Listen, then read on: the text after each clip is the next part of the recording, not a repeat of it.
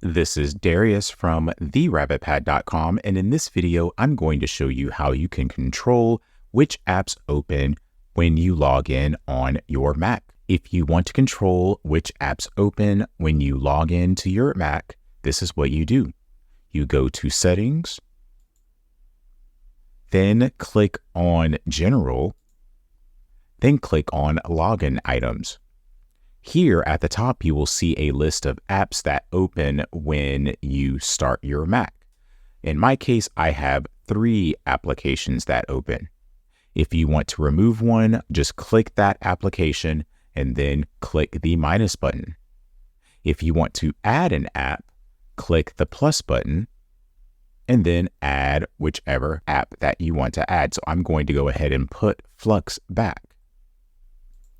So you click the app that you want to add, then click open, and now that app will open when you log into your Mac.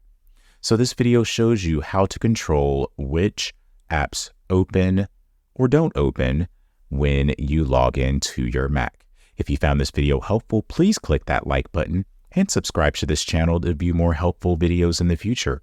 Also, please be sure to visit my website at therabbitpad.com.